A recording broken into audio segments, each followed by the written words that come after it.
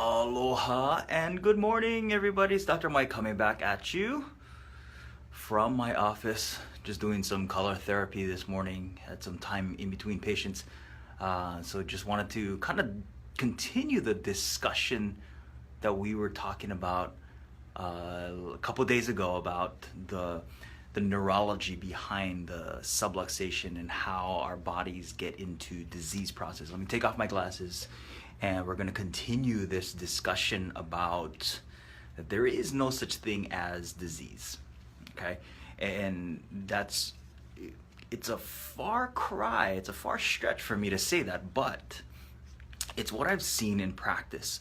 And the way that I've been educated about the body by my mentors, really see that disease is basically an adaptation to what's going on with the environment that you're subjecting your body and yourself to.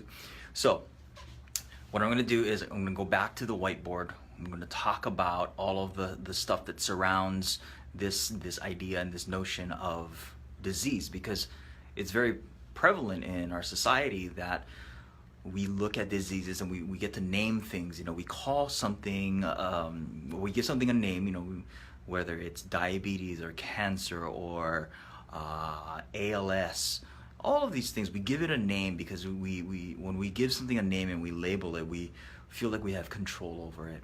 And we've gone so far as, you know, creating specific treatment protocols for that. But what I've seen in practice, and I know that a lot of you guys are seeing this, is that not every single treatment protocol is going to work exactly the same for everybody, and that comes back down to biochemical individuality. So what we're going to talk about today is this whole disease process and what you're going to be doing about it. All right, let me switch to the whiteboard. All right, back to the whiteboard here. Now, what we were talking about last week, we talked about the importance of these joint mechanoreceptors and these muscle spindles all along your spine, and it sends the signal all the way up to your brain, and then your brain sends the signal back down to the vital organs. And there's just an intricate loop system in your central nervous system, and when something interrupts this circuit, that's when we get problems, okay?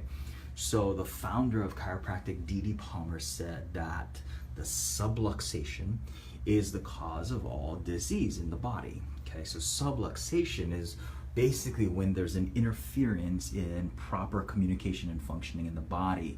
Now there's a lot of debate about what exactly is a subluxation within the chiropractic profession. I'm not going to get into that, but what I can tell you is that the subluxation, when there's some type of interference in the nerve communication in the body, you don't get proper function. So that's basically what I want you guys to take away from this, okay?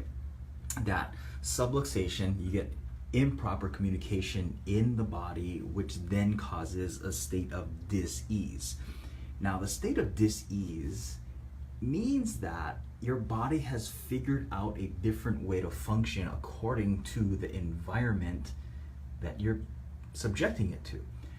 So, here's an example that I give to patients is, say we put your body into a hot room, for example. If you put your body into a hot room, the body then adapts and it starts to change function, and you start to perspire. That's a reaction to putting the body into an altered environment. Okay, now that's just a small example there. Now, the state of dis-ease is basically your body's being subjected to some type of abnormal environment. So all it does is adapt. So the way to get the body out of a state of dis-ease is to look at what's causing it, right? So a subluxation is happening in the body because of three major things. Okay, so look at this. The three causes of the subluxation is trauma, poisons, and autosuggestion. If you take a look at that, these three are altered states of environment. Would you agree? All right? It's an altered state of environment. It's not normal to have trauma to the body. It's not normal to be in a state of poison. It's not normal to have a state of autosuggestion, or this is the vernacular of D.D. Palmer's day, but basically this is an abnormal emotional response, or the mind is not functioning, brain is not functioning at its optimum, okay? So we have these three causes of subluxation, which is an altered environmental state, which then creates an abnormal communication in the body of the subluxation, which then the body adapts to become in a state of disease. So when we look at this grand picture of disease, and we look at causative factors, and then we look at the effects, okay? Causative factors and effects. Why are we treating the effect? Okay? So you look at this. The body can adapt to many different ways. So let me get back to the example of perspiration, right? If we look at perspiration as the dis-ease, right, the effect, and we say, okay, if the body's perspiring, the cure for perspiration is to remove the person from the hot room. But what if the hot room was not the cause for the perspiration, right? Maybe the person is ingesting something that causes them to perspire. Then putting them in this cookie cutter box of, well, the cause for the perspiration is a hot room, and removing them from the hot room doesn't work, or even better, or what we do today is, let's give you some type of chemical to stop the perspiration. Now we're fit with two problems: is we're not really addressing the cause, and we're covering up the symptoms, so we don't necessarily know where to go. Okay? So here's what I'm saying is that, what if we're doing the wrong thing, right? What if we're doing the wrong thing and we're creating more of a state of dis-ease, right? We're not getting the body to look at and to realize that, hey, these things are the causative factors, and this is just the effect. What we need to do is look at the causative factors. So we go back and we ask questions, right? We look at the entire picture. What if it's something that a person's eating that's causing the excessive perspiration? What if they're in an environment that's hotter than normal? What if they're a thought process which is causing them to become nervous is creating the excessive perspiration? You guys kind of see where I'm getting at, is that there's many causative factors that will display the same effect. Okay, so we can't just look at the effect and say, I have XYZ disease, therefore I fit into a box that I need an XYZ medication for, or I need an XYZ treatment for.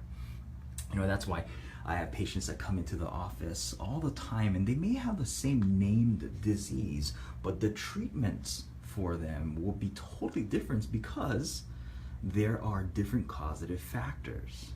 Okay, but where we always start is we look at what are the causative factors that's creating the subluxation, which is creating a discommunication, a disharmony, and we have to address the causative factors, remove the subluxation so that we have proper communication. That's of utmost importance.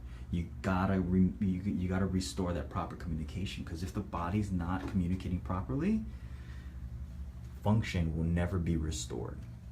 And when I first got into chiropractic school, we were educated on this one quote, and I actually looked it up on Snopes. You know, everybody relies on Snopes to see if it's a true statement or not. But Thomas Edison actually did say this.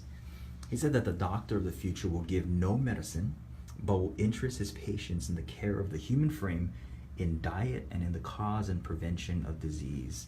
The care of the human frame. He's talking about this. He's talking about structural balance. He's talking about looking at the subluxation in diet, so that's related to poisons, and in the cause and prevention of disease. Disease, cause, prevent these things, and address the cause.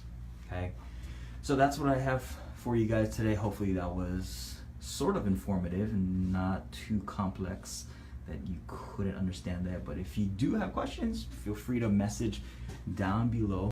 Go right there, down there in the comments, ask your questions, and if you guys need help, hit me up. I'm gonna be cruising on the islands over here today, having fun, treating a bunch of patients that are coming in, getting to the core issues. Yeah, so if you guys have questions, hit me up at our office, 949-679-7676, 949-679-7676. Go to our Facebook page, our Instagram page. And if you guys want to have a little bit a deeper discussion with me, I'm on Snapchat, snapping all day long, giving you guys some health tips and all of that stuff. So look for Dr. Mike, Dr. Mike Okouchi, Okouchi. So hit me up on Snapchat, snap me your questions. Also, if you guys have not subscribed to our podcast at What Up Doc University, WHADDUP University, What Up Doc University, go look it up on iTunes, subscribe to it, and listen to the episodes. We got a ton of great episodes and a lot more episodes coming out that's very informative to your health. So with that said, I'm going to leave that to you. Hopefully this was informative. Like I said, take this knowledge, use it, share it with your friends and family, and I will be with you guys later. So be well and aloha.